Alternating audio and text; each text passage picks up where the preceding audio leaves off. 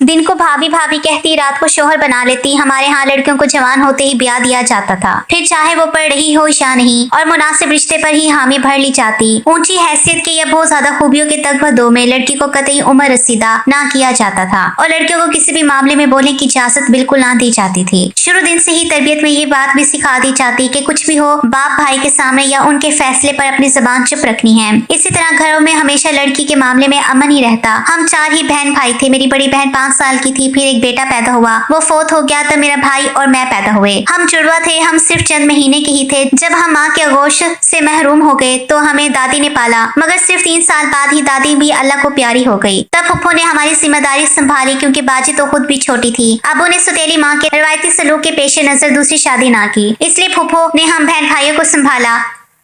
फिर जब फुफ्फो की शादी हो गई तो उनकी जगह आसिया बाजी ने ले ली, जो मैट्रिक में थी। यूं हम तो बेफिक्री की जिंदगी जी रहे थे। इसी तरह दिन गुजरते गए और फिर अचानक ही बाजी का अच्छा रिश्ता आ गया। अबू जान उसके कायल थे कि बेटियां जितनी जल्दी अपने घरों की हो जाएं अच्छा है। बाजी मैट्रिक में थी और आगे पढ़ना चाहती थी, लेकिन अबू ने उनकी मर्जी की परवाह किए बगैर उनका रिश्ता तय कर दिया। जिस दिन उनका निकाह हुआ उस रोज मेरे बाजी की निकाहों में नमी देखी। मैं समझी वो हमारी जुदाई के ख्याल से अफसुदा है, मगर उन्होंने बाप के एहतराम में उनके अल्फाज की लाज रखी और अपने जज्बात को कुर्बान कर दिया। ताहम वो ये सदमा ना झेल सकी, आखिर पढ़ने की ख्वाहिश पूरी ना हो सकी थी और शायद बाजी को ये रिश्ता भी पसंद ना था। वजह हम भी ना जान पाए। खैर उन्होंने ये बात दिल पर ले ली। शादी की तारीख तय हो गई, मगर बाजी चुप चुप रहने लगी। मैंने इन दिनों उनको कसरत से इबादत करते हुए पाया। रातों को उठ उठकर अल्लाह के हजूर गिड़गिड़ाती और शब भर वो रोती रहती।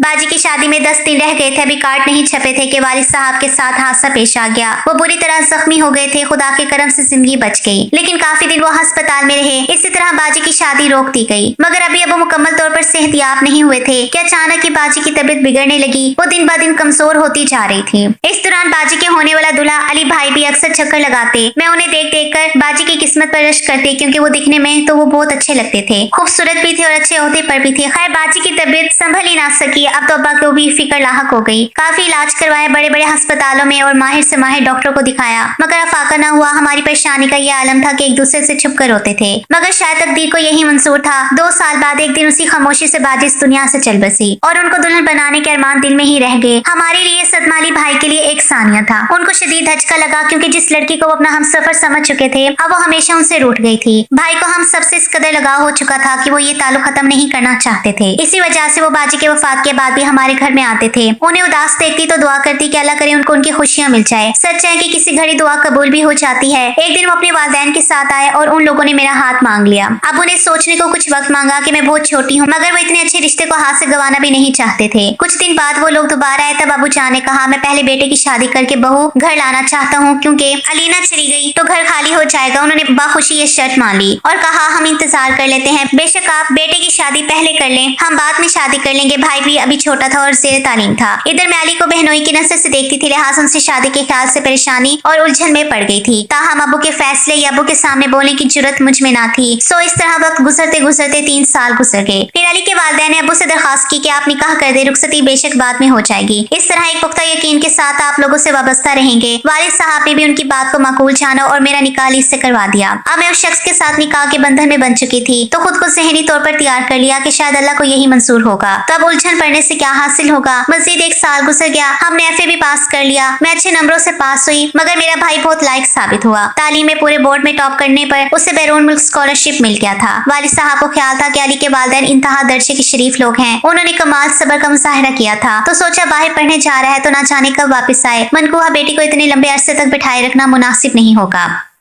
अब रुखसती कर देनी चाहिए। तो अबू ने उन लोगों को बुलाकर रुखसती की तारीख दे दी। इस तरह आखिरकार में दुल्हन बनकर अली के घर आ गई। दिल धड़क रहा था, ना जाने मेरा दिल अली को कबूल भी करेगा या नहीं, लेकिन उन्हें बड़े मान और मोहब्बत से मुझे अपनाया और हम इस बंधन में बंधने के बाद हम खुश वखर और मुतमईन रहने लगे। मेरे जहन में मरहुमा बहन की जो शबियत छुप गई थी, इससे मैंने हमेशा हमेशा के लिए अपने दिल में दुबा दिया और अपने शौहर के हमरा जिंदगी गुजारने लगी। हमारी सरशादी और वहलाना प्यार सास ससुर को पसंद न आया। वो हर वक्त अली को कहते थे, बेटा औरत जात बेइतबार होती है, उसको ज्यादा सर पर सवार करने की कोई जरूरत नहीं, और ये कहा पाँव की जूती सर पर नहीं पाँव में ही सही रहती है। मैं इन बातों से परेशान हो जाती थी, मगर सब्र के सिवा क्या कर सकती थी। और इसी तरह 10 माह गुजर गए। इन दिनों अली का तबादला दूसरे शहर में हो गया। वो मुझे यकीन दिला कर गए कि रहाइश का बंदोबस्त होते ही तुमको ले जाऊंगा। तो मैं बेसब्री से उनका इंतजार करने लगी। यहाँ मेरा जी ना लगता था तो वहाँ उनका मेरे बगैर दिल ना लगता था। वो 2 माह बाद ही रिहाइश का इंतजाम करके लौट आए। सास ससुर के मना करने के बावजूद वो मुझे अपने साथ लेकर चले गए। यहाँ आकर हमारे दिन रात बहुत ही पुरसकून गुजरने लगे। इस दौरान हम सासर के पास भी जाते रहे। मैं हर बार उनको कहती थी कि आप भी हमारे साथ आकर रहे, मगर वो नहीं आते थे। जबकि हर बार सास ये ताना जरूर देती कि शादी को इतने बरस हो गए, औलाद नहीं हो रही, खुदा जाने हमने क्यों इसी घर से दोबारा रिश्ता ले लिया। एक मर गई और दूसरी बांझ मिली, खानदान का नाम चलाने वाला भी पैदा होगा या नहीं। वो मेरे शौहर को बहकाने लगी कि साल 2 साल और देख ले, बच्चा ना हुआ तो तुम्हारी दूसरी शादी करवा दूंगी।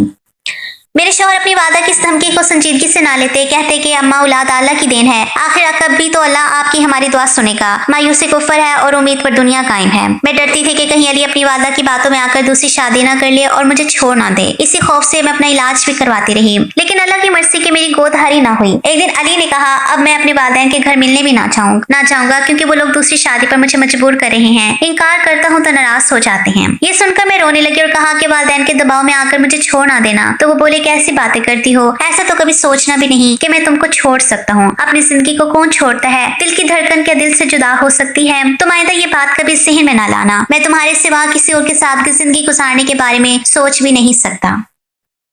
अगर औलाद की खातिर दूसरी शादी करनी होती तो तुम्हारे साथ इतने बरस कैसे गुजारता, पहले ही शादी ना कर लेता। फिर मैं अली की तसल्ली से मुतमईन हो गई। शुक्र करती थी कि मेरा शौहर मुझसे मुखलिस है और अब मुझे डरने की कोई जरूरत नहीं है। मेरी माँ तो मेरे बचपन में ही वफात पा गई थी, तो मैं समझती थी कि सास भी माँ होती है, उनसे माँ का प्यार मिलेगा और उनको बेटी जैसा प्यार दूंगी। लेकिन ये ख्वाब ही रहा और मैं हाथ मलती रह गई। जब अवैस तालीम मुकम्मल करके लौटा तो अबू ने खत लिखा कि मैं तुम्हारे भाई की शादी की तारीख रख रहा हूँ, तुम आ जाओ तो फिर शादी की तैयारियां करेंगे। मैंने खत अली को बताया तो उन्होंने कहा हाँ तुम्हें जरूर जाना चाहिए, जब कहोगी मैं तुम्हें पहुंचाऊंगा। अगर इन्हीं दिनों मुद्दत बाद सास ससुर हमारे घर आए, वो पहली दफा आए थे, खुश हो गई, दिल से उनकी खातिर मदारत में लग गई। मगर सास मेरे भाई की शादी से नाखुश थी, कहने लगी कि हम तो इंतजार कर रहे थे कि तुम्हारे भाई का रिश्ता हमारे घर आएगा। यहाँ तो मामला ही उल्टा हो गया। मेरे शौहर को भी ससुर साहब ने खूब सुनाई कि तुम्हें बहन की फिक्र नहीं है, अब तुम बीवी को उसके मायके पहुंचा दो। जिस घर में हमारी बेटी नहीं जा सकती, इस घर की बेटी भी हमारे घर नहीं रह सकती। मैंने अली से कहा कि आप मुझे पहले ही बता देते, मैं तो अबू से बात कर लेती। मगर वो बोले छोड़ो, मैं क्यों तुमसे दरखास्त करता, तुमको भी तो मेरी छोटी बहन नजर आ रही थी, तुमने खुद क्यों ना इसकी फिक्र की। उन लोगों की बातें सुनकर मैं परेशान हो गई। भाई की शादी की खुशी को खाक में मिल गई। मुझे अफसोदा देकर अली बोले तैयारी करो, तुमको तुम्हारे घर छोड़ाऊं। अंकल का फोन आया था, वो तुम्हारा इंतजार कर रहे हैं। मैंने कहा आपके अम्मी अबू आए हुए हैं, उनको छोड़कर मैं ना जाऊंगी, इनकी खातिर तवासु कौन करेगा। जब सास ससुर ने सुना तो बोले नहीं तुम जाओ, कोई बात नहीं, ये खुशी का मौका है, हम कोई गैर नहीं अपने घर में आए हैं। बेटे से कहा जाकर बहू को उसके वालिद के घर छोड़ाओ। उन्होंने कुछ अंदाज में बात की कि मुझे लगा वो दिल से कह रहे हैं। फिर भी अली से कहा कि मुझे अच्छा नहीं लगता कि उनको छोड़कर जाऊं। वो बोले अरे भाई, वो इजाजत दे तो रही हैं। खैर जब शादी के कार्ड छप गए और अब्बू ने कहा अब तुम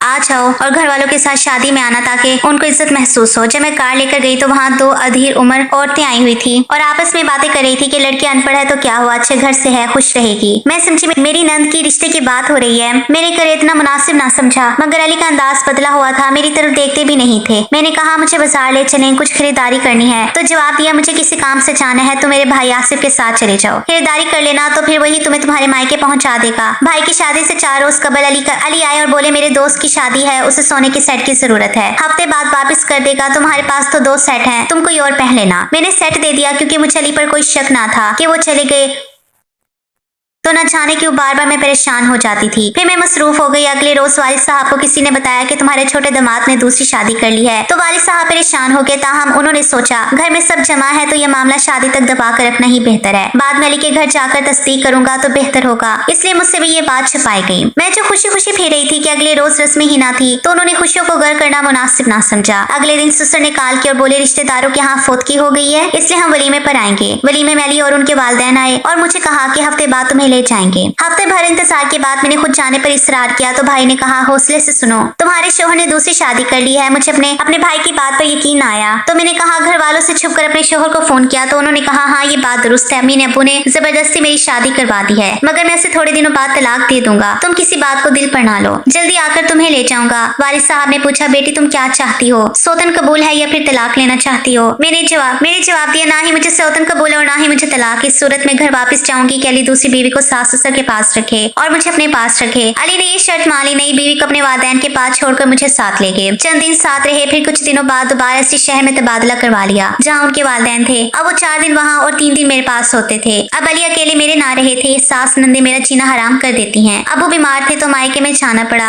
अली बोले, चंद दिन बाद आकर ले जाऊंगा। फिर वो लेने ना आए, मैं इंतजार ही करती रही, यहाँ तक के 1 साल बीत गया। वो एक बेटे के बाप बन गए हैं और इसी खुशी में मुझसे लाताल्लुक हो गए, लेकिन मैं उनको नहीं भूली। वालिद के घर में तन्हा रहती हूँ, भाई और भाभी बैरून मुल्क जा चुके हैं और मैं आज भी इस फरेब में जिंदा हूँ कि वो मुझे लेने जरूर आएंगे। हालांकि सब लोग समझाते हैं, अली की आस छोड़ दो, उसके 2 जवान बच्चे हैं, मगर इस दिल का क्या करूँ।